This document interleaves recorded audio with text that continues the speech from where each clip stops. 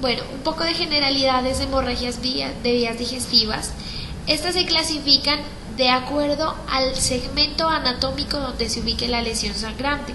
Entonces, la hemorragia de vías digestivas altas son todas las lesiones sangrantes que se encuentren por encima del ángulo de Treitz, y la hemorragia de vías digestivas bajas son todas las lesiones sangrantes que se encuentren por debajo del ángulo de Treitz. Continuando con generalidades, es importante identificar signos y síntomas que van a sugerir acerca del origen de las lesiones sangrantes y sobre todo para clasificarlas como hemorragias de vías digestivas altas o hemorragias de vías digestivas bajas y darle su tratamiento respectivo. Entonces tenemos que la hematemesis es la expulsión de sangre mediante el vómito, y las melenas son las expulsiones de sangre por el ano pero con heces de coloración oscuro.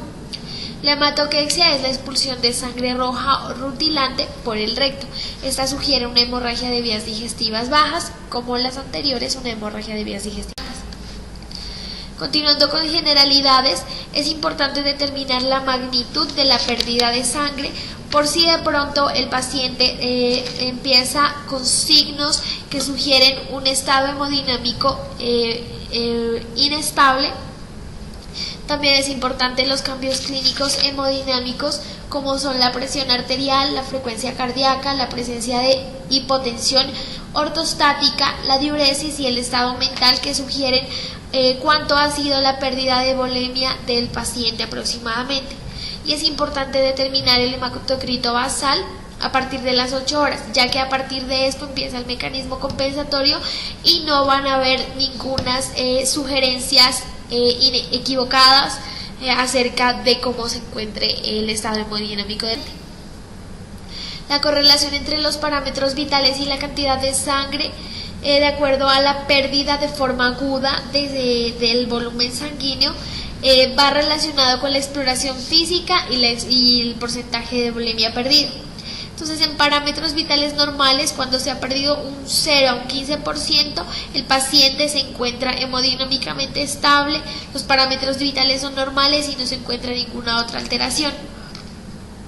Cuando la volemia es de un 15 a un 20%, hay caída en la tensión arterial en ortostatismo, más o menos de unos 10 milímetros de mercurio mayores o mayor. De una pérdida de volumen de un 20 a un 25%, el paciente va a presentar taquicardia en reposo, y mayor al 30%, que ya es un gran porcentaje de sangre y el paciente puede empezar a complicársenos, la presión arterial sistólica es menor a 100 milímetros de mercurio. Cuando se ha perdido una volemia mayor al 40%, o sea, ya es una hemorragia masiva, el paciente va a empezar a presentar signos de shock. Bueno, empezando con la hemorragia de vías digestivas altas, tenemos un caso clínico. Abel es un paciente de 40 años, fumador de 40 cigarrillos por día, que atraviesa situaciones de estrés importante. Consulta al hospital por debilidad, mareos y deposiciones con sangre amarronada, y las últimas deposiciones fueron rojas en 12 horas de evolución. Al examen físico, Abel presenta una frecuencia cardíaca de 110 latidos por minuto, una tensión arterial de 125/70 en decúbito dorsal y de 160 en bipedestación.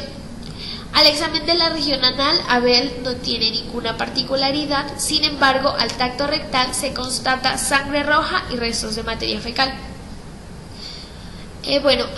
Ante una hematoquexia acompañada por la modificación de signos vitales como presenta Abel, anemia y necesidad de transfusión sin ningún indicio de origen anorrectal, siempre se debe tomar como primera medida la colocación de una sonda nasogástrica para evaluar el líquido aspirado para poder dar un diagnóstico certero.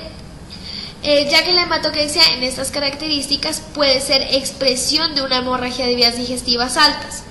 Sin embargo, si el aspirado se hace de sangre roja, quiere decir o sugiere una hemorragia activa, mientras que el aspirado oculto o en concho de café, indica que la hemorragia ha cesado.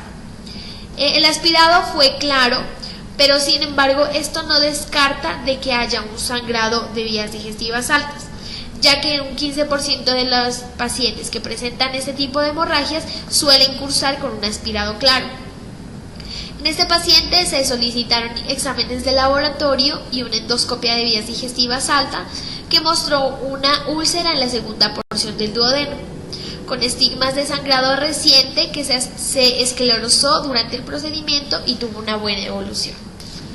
Bueno, frente a la anamnesis en una hemorragia de vías digestivas altas, es importante indagar el uso de medicamentos como AINES, glucocorticoides y aspirina en pacientes que consulten por dolor epigástrico y pirosis, ya que esta suele sugerir una gastritis o úlcera gastroduodenal sangrante.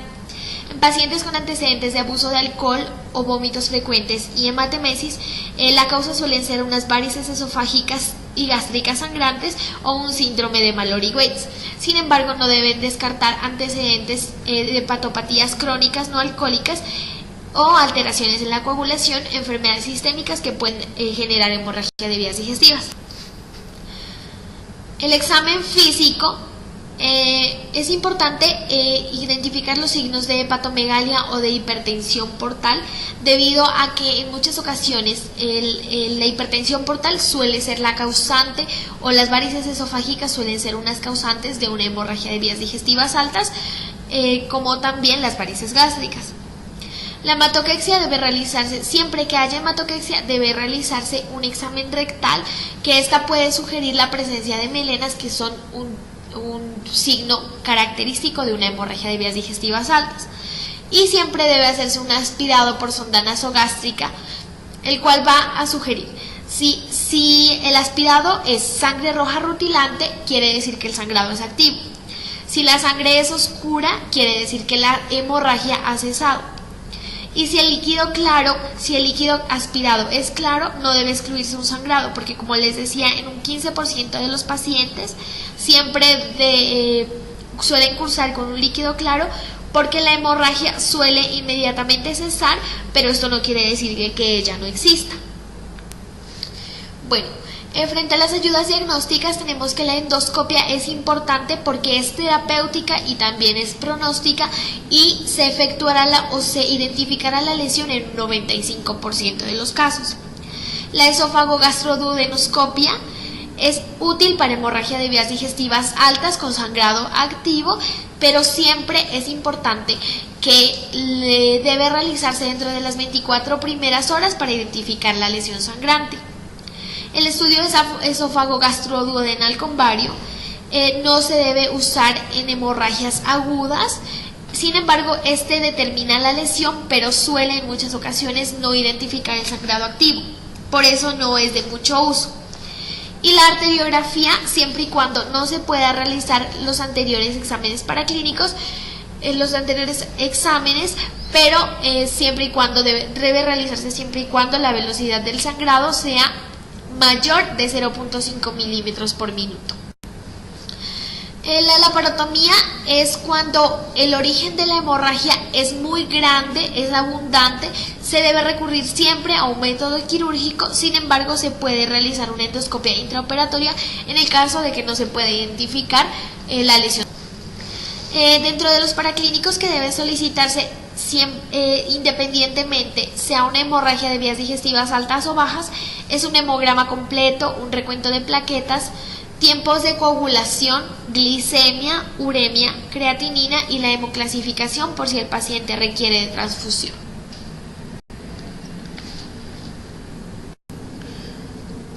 Bueno, entonces continuando con la hemorragia de vías digestivas bajas, pues como ya explicaba mi compañera, es aquella lesión sangrante que se presenta por debajo del ángulo de Treist.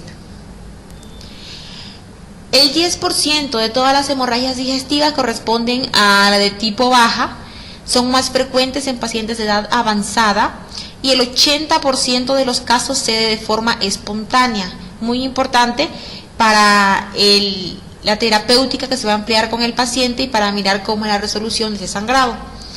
Y generalmente pues la presentación y evolución clínica es menos severa que la hemorragia de vías digestivas altas y generalmente los pacientes cursan de forma asintomática. Hay 3 tipos de hemorragia de vías digestivas bajas, que son la aguda, la crónica y la oculta. En cuanto a la hemorragia de vías digestivas baja aguda, es aquella que se presenta por menos de 3 días. Se divide en moderada y masiva. Moderada es aquella en la cual ha habido un sangrado, el cual inicialmente pues no va a haber tanta afección porque va a haber una compensación hemodinámica adecuada, pero si continúa, esta compensación se va a perder y va a llevar a una hemorragia masiva. En la masiva se pierde completamente la compensación y aparecen síntomas como la taquipnea, la taquicardia, la hipotensión ortostática. Y ya la pérdida del volumen sanguíneo es mayor al 40%, por lo tanto el compromiso del paciente es bastante, pero bastante severo. En cuanto a la hemorragia digestiva baja crónica, aquí ya la pérdida sanguínea es continua o intermitente, la cual se puede prolongar por días o semanas, pues a diferencia de la aguda va a ser mayor a 3 días. Entonces, esta crónica generalmente nos va a dar resultado un paciente anémico, un paciente asténico y con un malestar general que casi siempre es asociado a una hemorragia oculta, por eso el paciente pues no es consciente de que está sangrando. En cuanto a la oculta, pues las pérdidas aquí de sangre no van a modificar las características ni macro ni microscópicas de las heces, y a simple vista o en un estudio normal no se va a poder detectar esa presencia de sangre. Se necesita de estudios específicos como es el test de Guayaco o de la aspirina para poder detectar la sangre oculta. Bueno, en cuanto a qué puede causar hemorragia de vías digestivas bajas, pues hay muchas entidades, pero entre las más frecuentes encontramos las angiodisplasias, los pólipos, la enfermedad diverticular, la colitis isquémica, los carcinomas, la enfermedad inflamatoria intestinal y, claro, las hemorroides. Importante el grupo etario porque hay ciertas enfermedades que se van a ubicar en cierto grupo etario y nos pueden orientar hacia el diagnóstico. Por ejemplo, más frecuente en niños y adolescentes es la parte de divertículo de Meckel, la enfermedad inflamatoria, sobre todo de tipo ulcerosa, los pólipos y las malformaciones vasculares. También entra ahí a jugar lo que es la enterocolitis infecciosa y la fiebre tifoidea. En los adultos y los ancianos, ya la parte de enfermedad diverticular, más específicamente en colon, y aquí ya hay una patología muy específica o muy severa que afecta a ese grupo etario, que ya empieza a aparecer el cáncer como factor de riesgo para la hemorragia digestiva baja. También la isquemia intestinal y las angiodisplasias. Bueno, en cuanto a la sintomatología es muy importante el dolor tenerlo en cuenta, porque generalmente los pacientes que presentan este sangrado más dolor se asocia a enfermedad inflamatoria intestinal o isquemia mesentérica. Al contrario, pacientes que no presentan dolor más nos orienta hacia una angiodisplasia o divertículos. En cuanto a los antecedentes, son muy importantes, ya que si estamos frente a un paciente con una patología vascular arterial extensa, más nos lleva un diagnóstico hacia una colitis isquémica. Si tiene constipación no habitual más pérdida de peso importante, sospecha pues de una enfermedad neoplásica. Si además de la constipación es un paciente que tiene dolor rectal y manchas de sangre en el papel higiénico o gotas al final de la deposición, pues más nos haría pensar acerca de una hemorroides o de una fístula anal. Y pues la insuficiencia renal crónica, por todo pues las consecuencias que lleva esta, no a la parte vascular general, sino más bien a la parte vasculorrenal, que nos va a afectar todos los sistemas de nuestro cuerpo. Uno de los mayores riesgos es la formación de la angiodisplasia a nivel del intestino. En cuanto a los divertículos, pues sabemos que son procesos de vaginación de la mucosa pues del intestino. En este caso pues estamos hablando más específicamente del intestino grueso, en el cual generalmente no hay ningún tipo de sintomatología, pero cuando se infectan o se inflaman pues ya van a producir sintomatología. Entre ellas pues es el sangrado, que se va a evidenciar pues como una hemorragia de vías digestivas bajas. Entre los niños y adolescentes el divertículo más frecuente a nivel del intestino grueso, y también pues que abarca el intestino delgado, va a ser el divertículo de Meckel. En cuanto a la angiodisplasia, pues son ya problemas vasculares, en la cual va a afectar principalmente al colon, y sobre todo en pacientes ya adultos mayores, con problemas ya crónicos, tipo vascular o renovascular, son mucho más. Enfermedad inflamatoria, pues tenemos el Crohn y la colitis ulcerosa, que son como las más frecuentes o las más representativas y que pueden provocarnos sangrados de vías digestivas bajas. El Crohn, pues sabemos generalidades que puede afectar cualquier parte del tubo digestivo, por lo tanto el sangrado que produce el Crohn no siempre va a ser de vías digestivas bajas. Y la colitis ulcerosa está así porque solo va a afectar la parte de colon y recto, entonces todo sangrado debido a colitis ulcerosa es de vía digestiva baja. En la colitis isquémica, pues sabemos que toda la parte de la aorta y las mesentéricas, la irrigación normal del colon debe ser adecuada, porque al no ser adecuada viene el proceso de isquemia, que inicialmente pues va a ser dolor, un dolor muy importante en el paciente y luego se va a acompañar de sangrado. También el cáncer de colon es una entidad muy importante, ya que los primeros estadios de la enfermedad no va a ser para nada asintomática, va a ser totalmente asintomática, pero a medida que avance y va comprometiendo más las capas de toda la parte del intestino y va aumentando más la irrigación, como podemos ver en la figura, de este proceso maligno, entonces va a haber mayor riesgo de que el paciente comience a sangrar y es más, es uno de los síntomas que va a ayudar a que se pueda detectar esta enfermedad, es el sangrado de vías digestivas bajas, que ayuda pues a que busquemos ayudas imagenológicas para poder complementar el diagnóstico. Las hemorroides, pues también sabemos que hay internas y externas, pero cuando estas comienzan a sangrar, aparte pues del sangrado, el dolor, que va a ser muy intenso y va a ayudar a que se pueda diagnosticar de forma precoz este tipo de pacientes. Y la fístula anal, pues aquí más que el sangrado es el dolor tan impresionante que producen las fisuras anales. Pues por lo mismo, porque hay un agrietamiento de la piel, va a haber lesión de los vasos y esta parte es muy inervada, de aquí que el dolor sea muy severo, acompañado pues con el sangrado que puede ser leve o moderado. Importante tener en cuenta que la historia clínica va a ser fundamental para la orientación diagnóstica. Obviamente pues una historia clínica bien elaborada, completa y bien detallada. El examen físico también nos va a aportar grandes complementos para poder reforzar ese diagnóstico. Entonces, primero, con la valoración de los signos vitales. Segundo, la valoración a nivel recto-anal, especialmente con el tacto rectal. De aquí que todo paciente que presente sangrado de vías digestivas bajas se le debe realizar tacto rectal. También las características del sangrado son muy importantes, ya que, como decía mi compañera, podemos diferenciar entre una hematoquexia o una melena y por ende pues orientar más un diagnóstico hacia una de vías digestivas altas o hacia un sangrado de vías digestivas bajas. Y la aspiración de zona nasogástrica, pues aquí importante para hacer diagnóstico diferencial y eliminar pues las causas que puedan ser de origen alta y nos quedaríamos pues solamente con las causas de hemorragia de vías digestivas bajas. La colonoscopia es el estudio complementario o es el estudio gold estándar para un paciente con sangrado de vías digestivas bajas. ¿Por qué es gold estándar? Porque esta no solamente nos va a mirar un segmento del colon, sino todos los segmentos, mirando muy bien la morfología, la constitución, los tipos de lesión que puede tener, empezando por el recto, el sigmoides, el colon descendente, el transverso, el ascendente. De aquí a que sea la principal o el principal estudio que se envía a un paciente con este tipo de sangrado.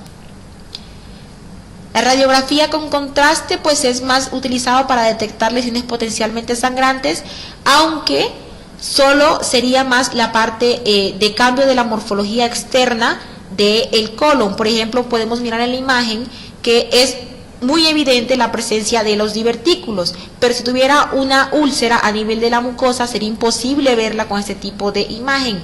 Por lo tanto, de aquí la importancia de conocer las ventajas y desventajas de cada una de las imágenes diagnósticas que se piden para estas patologías.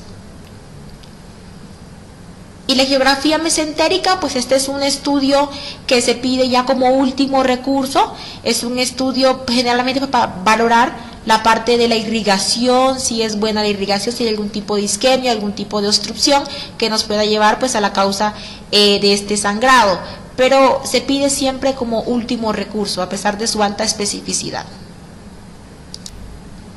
Otros estudios complementarios son el cuadro hemático, el tiempo de coagulación, pues los tiempos de coagulación, la anoscopia y rectoscopia, que casi no se piden, la endocápsula. Este es muy importante, es de utilidad reciente, no siempre se ha utilizado esa endocápsula. Esta tiene una especificidad gigantesca, ya que esta endocápsula no solo nos va a dar el diagnóstico de una lesión sangrante a nivel de vías digestivas bajas, sino también de las altas, desde la boca hasta el ano. Nos da cuenta de cómo está la parte de la mucosa, la parte de esa mucosa, si está inflamada, está normal, si hay presencia de lesiones. Así que esta es de gran sensibilidad y gran especificidad de esta endocápsula. También está el colon por enema, la centellografía y la ablación quirúrgica en última medida, pues ya con una laparoscopia que ya no solamente es diagnóstica, sino también terapéutica, sobre todo en pacientes que tienen sangrados que son ya masivos o muy graves. En cuanto al caso clínico, pues tenemos un paciente que es el señor Raúl, de 62 años, paciente obeso, hipertenso, irregularmente controlado y tratado. Consulta por presentar en los últimos 3 meses episodios de hematoquexia con una frecuencia de 1 a 2 por semana, sin otro tipo de sintomatología concomitante y que altere su estado general. Antecedentes importantes, antecedentes familiares, pues su madre falleció con un CA de mama, su padre con antecedentes de un CA de colon fue operado por esto y su hermana mayor se le extrajo un pólipo colónico. El paciente presenta tensión arterial de 150/95 y un peso de 98. A la inspección anal muestra hemorroides externas, al tacto rectal no revela ninguna lesión y el dedo sale sin sangre con material fecal normal. Bueno, en cuanto al comentario de este caso, pues por ser un paciente mayor de 45 años y con los antecedentes familiares que presentaba, más su sintomatología, pues lo ideal fue hacerle o mandarle una colonoscopia, especialmente para descartar la patología neoplásica. Esta colonoscopia nos mostró una lesión mamelonada con una superficie ulcerada y friable de unos 45 centímetros. Además, el estudio anatomopatológico de las biopsias que se obtuvieron durante el procedimiento informó un adenocarcinoma semidiferenciado de colon, que posteriormente pues llevó al paciente a se le practicara una hemicolectomía izquierda con una muy buena evolución. Muchas gracias.